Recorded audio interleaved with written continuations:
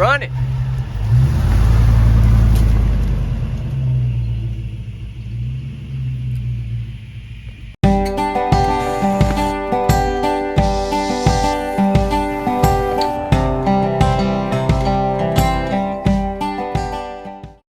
What's up, guys? Well, if you saw the intro to the video, you know we figured it out. So at this present moment, we're messing with some time here. I have yet to fix it, but I am 99.9%, if not 100% sure that we found the problem. And the parts just haven't got here yet, but they'll be here tomorrow. So I'm gonna go ahead and start prepping today to put them in. So here's, thanks to the Hemi Swap page on Facebook. I may mess his name up. I'll try to get it right by the end of the video. I think his name was Matt. He commented and explained to me what's going on, and it makes perfect sense. So I've had a few people ask since we've put this in, you know, if you'll remember back, probably not quite a year ago, months ago, when I went through the motor, new gaskets, timing chain, stuff like that, one of the things we did was we pulled the MDS solenoids out and we put block-offs in there. So I've had a few people ask me, did I change the lifters when I did that? And I will tell them no. Because in the past, I've had a few Chargers and stuff like that had 5.7 Hemis. I would turn MDS off and I never had an issue. Had full V8 all the time. But I've never pulled the solenoids out. So apparently the way he explained it to me, and I've done some research, and it seems to be true, that solenoid, even when it's not functioning, it corrects the flow of oil to that lifter. And that's how it shuts that collapses that lifter to close the valve, is allowing oil to get in there that, you know, collapses the lifter, shuts the valve. At the same time, the ECM shuts off the fuel, and you know, you got your 4 cylinders. And that's a very, very rough explanation of how MDS works. But nonetheless, when you take that solenoid out, you expose that lifter to being able to receive oil that can randomly collapse it, because it's not being, we've now impacted the flow of oil to that lifter. So now that lifter is susceptible to collapsing at any moment, because there's nothing correctly directing the oil flow now, because we removed the solenoid. So what's happening is, that's why we are randomly, we know it's limited to MDS cylinders, because it's always 1, 7, 6, and 4. That's the only ones that ever shut off. That's also the only ones that ever have soaking wet fuel plugs. The reason is because as the engine's running, as you know, we saw in the last video, injectors are just randomly shutting off. The way Matt explained it to me is that if you do the block offs and you don't replace the lifters, you can disable the MDS all you want, but it's still going to reactivate itself because of when those lifters collapse. So I don't fully understand the whole to be able to explain it from a full technical, you know, explanation, but that's essentially what we believe is happening. Is those lifters are randomly getting filled with oil because we've now influenced the oil flow. They're collapsing, shutting the exhaust valve, which is why the plugs are getting soaking wet with fuel. And then the ECM is shutting the injectors off because of all the MDS stuff. Again, rough explanation, but it makes perfect sense. It makes perfect sense to why everything is doing what it's doing. And that's the first thing since we've been chasing this for 2 months now, and this is the first thing that's like, that fits all of our symptoms. That explains perfectly why everything is doing what it's doing. So our options are, at this point, is to leave the block off plugs, pull the cam, pull the lifters, and replace them with non-MDS lifters. I'm not doing that. That's a whole lot of work and a whole lot of money. Instead, we're just gonna put solenoids back in. So we ordered 4 new solenoids off of Amazon. We don't need them to function. We don't need them to kick on and off because they will not be plugged in because MDS is disabled. We just need them there to correct the oil flow to the lifter. So we're going to pull the intake. They're right there up under the intake. I'm gonna pop the plugs. It's Saturday afternoon. They're supposed to be here tomorrow, and I'm gonna have everything ready to just pop them in tomorrow when they get here. And I am very confident that that's gonna fix our problem.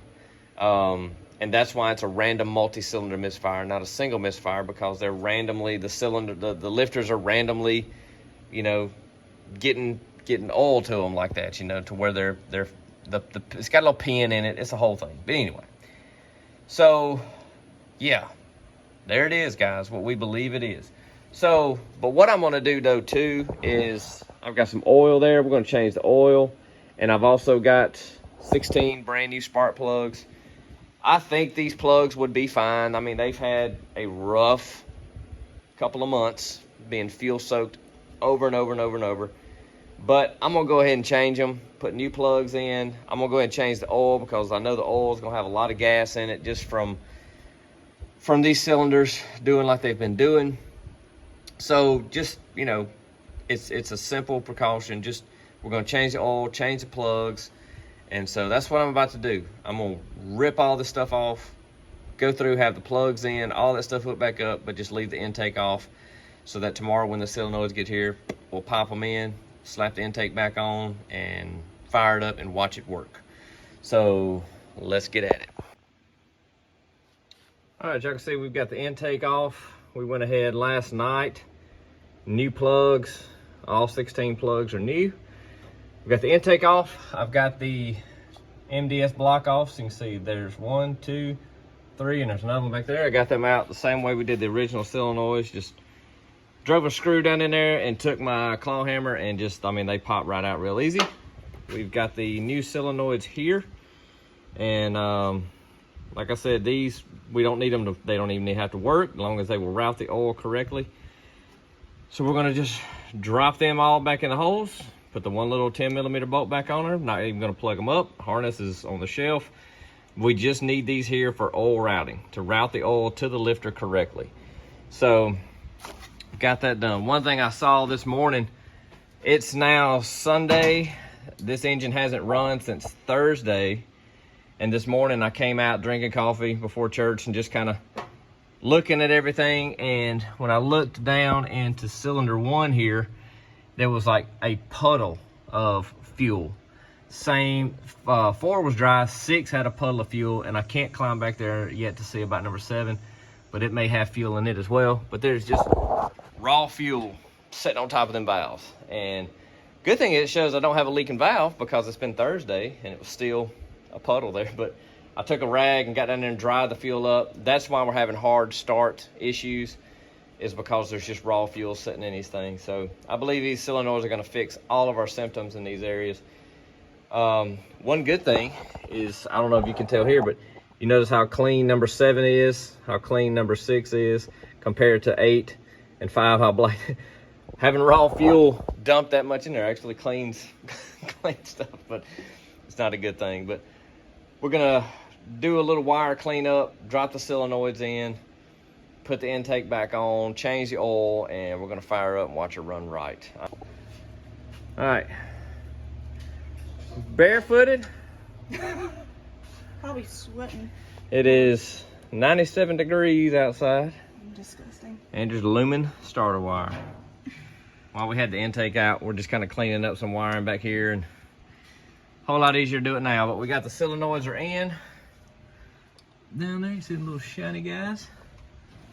So. I feel like an ape. Look at that gum monkey. You were at an angle, I tell you. So once she gets that loomed. Never say I don't care. Yeah. But I'm gonna go ahead and start draining oil and get the oil change before we fire it up. All right, y'all, everything is hooked up, plugged up. Fire up, see what it does.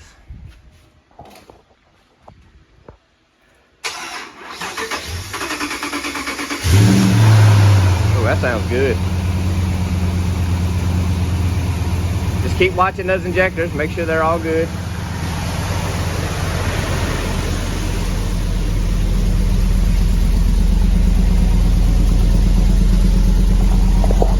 Sounds good. We're about to sweat it down out here, y'all. The motor sounds good though, sounds happy.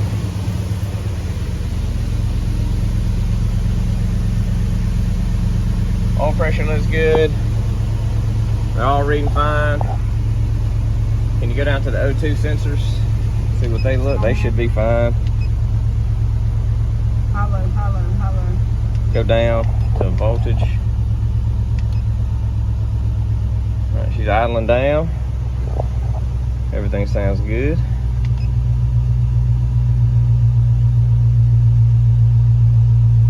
We're at 0.7. That's good numbers. Sounds really good. No injectors are shutting off. That's a good idle. You know, I thought we was having exhaust leaks. It's not exhaust leaks. That was misses. It was missing. I don't hear any ticking. Nothing. All right, the big test is gonna be revving it up. See if it wants to die.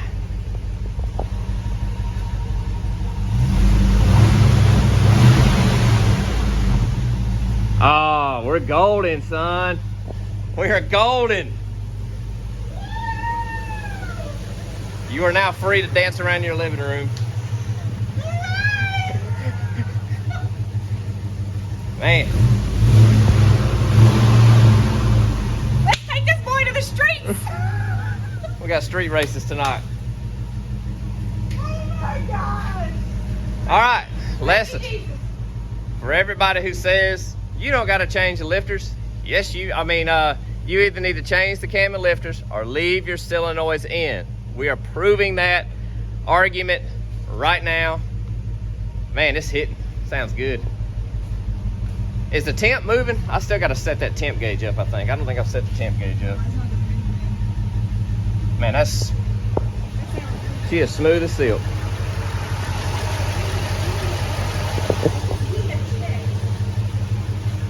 What's our oil pressure reading on there? 50. That's good for a Hemi. What is this over here? Battery. Oh. That's gonna be cooling over here. I still gotta set the coolant temp up. I haven't done that yet. Ain't been able to let it run long enough. This is the longest it's Yeah, ran. this is the longest it's run without wanting to die. Sweet. Shut it off. See if it'll crank back up good. We've been having to touch the gas, but I know that was because there was raw fuel in the... Golden pony boy. Beautiful. All right, so I'm gonna share something with you guys. I don't know how many of our viewers are believers or anything like that, but we are. We're Christians and I am a pastor. But I've been praying for months for God to help me figure this out. And with you guys commenting and other people commenting, y'all have helped us, if nothing else, eliminate a lot of things. But I came over here the other day, Friday morning, and I was staring at the engine. I was like, God, send me somebody that can help me put my hands on what this problem is. And I'm not exaggerating, y'all. I walked out of the shop, went back to my office at the church to finish studying for the weekend. Opened up my laptop. I saw I had a notification on Facebook, and it was a message from a guy named Matt. I will have his name by the end of the video. I believe it was Matt. I know he had a Hellcat red eye emblem on his profile pic, explaining to me that we needed solenoids, and he explained it to me. And he's the one that God sent to provide the answer. So that's my testimony, man. Andrew's in there clapping. She's so happy. We're all happy. All right, guys, we're fixing to bleed brakes, and it's burning off. It's burning off a lot of stuff. It's finally getting warm enough to burn off Yep. oil and our hands and everything like that. It has not been able to run that long. So, all right, we're about to bleed brakes and check fluids, get the temp gauge set up, all the stuff that we just have not been able to do. And we'll check back with you guys for a test drive. This is dedication, cleaning out the coolant overflow in her brand new sink. Man. I'm just so happy that it runs. Yeah. We don't care about nothing today. Nothing matters anymore. We wanted to turn this back white, but I ain't been able to find any kind of solid information on how to get them to go back white. Nobody sells them that we can find, so we're just gonna clean that one up for now and put her back in, the original one.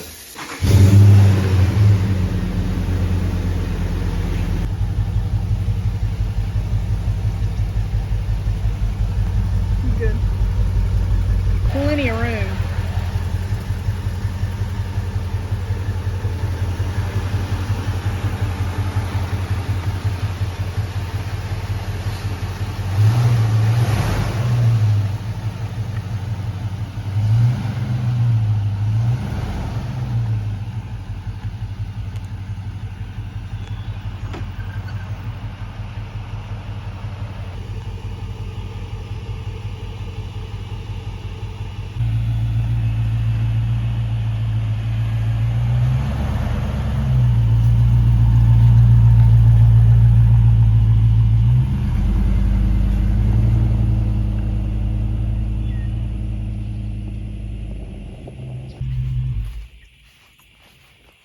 What's it feel like? Shifted real smooth, brakes feel good.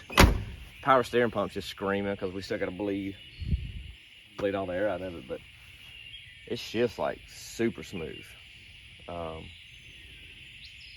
it feel like it's got a little more power? Oh yeah.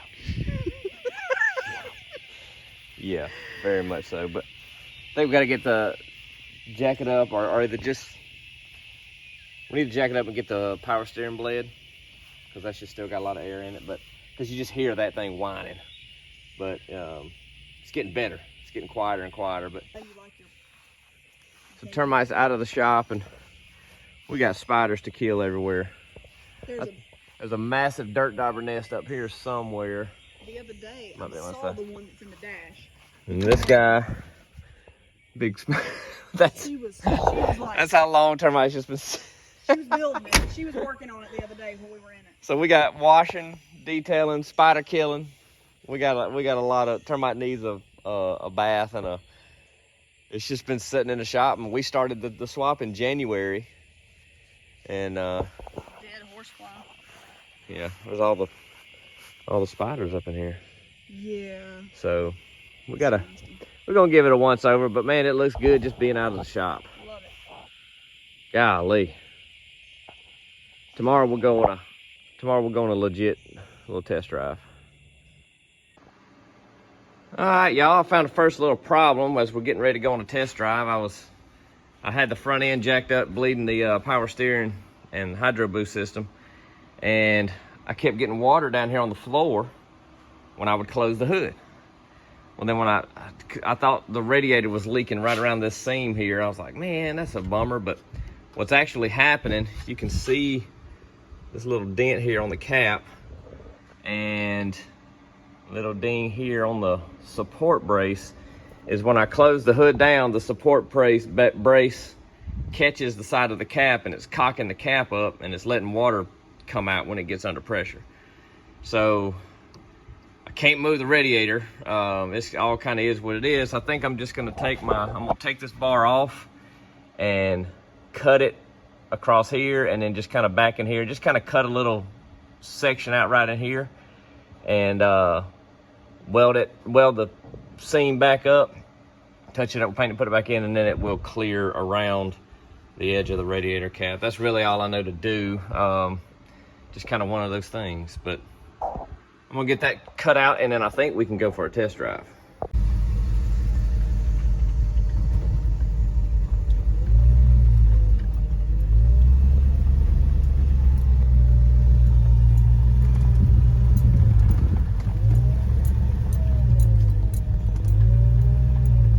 Is that the power steering? Yeah, it's just got I bled it some, but there's just a lot of we're just going to drive it and let it there, just bleed it out. Yeah. You got it. I got it. Yeah. Just like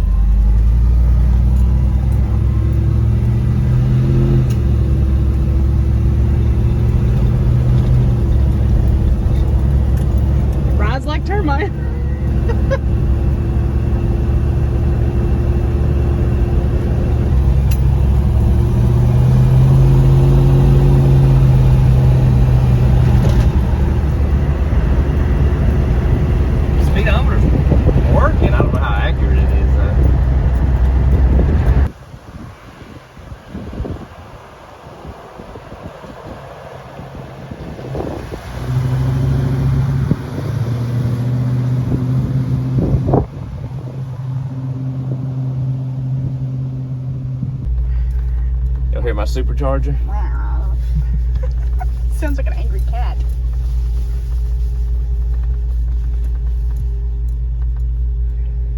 Does that tree think it's fall?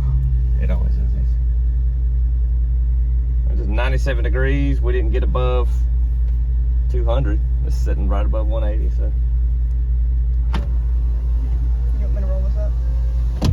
Yeah, I'm gonna wash it off.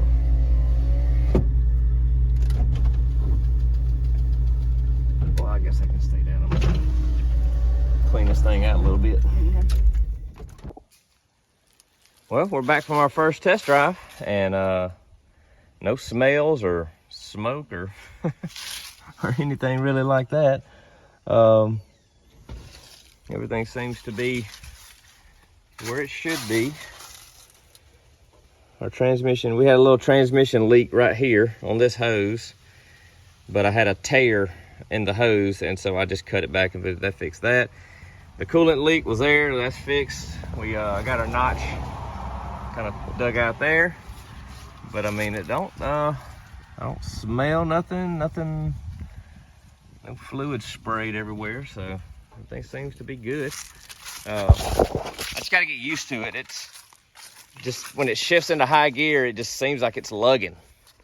But I guess I just, you know, I'm not used to it doing that. I'm not used to hearing this thing lug. And my truck, you know, with the stock mufflers and stuff, you can't tell, you don't hear anything. So I think it's just stuff I got to get used to, because as soon as I get into the gas decently, I mean, it's downshifting and rolling. So it's just going to be getting used to what we are, because Termite's kind of a whole new thing now. But open it up, we got spider webs everywhere, as we talked about last night, and just going to kind of clean it out, vacuum it out. I'm going to cut this off, because we're not going to be using that heavy thing anymore. We're probably going to be like, it's mostly Auburn, we're going to be redoing some of this more than likely. But I know for sure I don't like this anymore, so I'm cutting that off. And just going to give Termite a little bath. Clean all the spider webs up. And then I'm about to go inside and place an order to Summit for a tube for the cold air intake. That's just going to be a little 6-inch tube that will just kind of put the filter out here. And stuff for a fan shroud. So that's going to be coming up in a, I don't know, few episodes. We're going to be doing all of that, and get the transfer case shifter in, and AC stuff, AC lines. I know that's what Andrew wants more than anything, is air conditioner. So anyway, guys, that's going to probably wrap up our video. We got it. And so for anybody out there that wonders, do you have to replace the lifters if you pull the solenoids? The answer is yes, you do. Otherwise, you will have the same issues that we had. But it's running great. Fires right up. Once we get the power steering system all bled off, we're going to be, it's going to sound really good then, because right now it sounds like a supercharger whining every now and then. But anyway, I'm going to get her cleaned up, and we'll see you guys next week. Just soaking in degreaser. I'm going to throw in the MDS plugs. These are just, we got these, I think, on Amazon. They were like $14 or something like that. It's just a plastic. I know when it happens. Let me see if I can get Andrew right here to film Right this here. to show you. This is our moment. All right. That was our moment.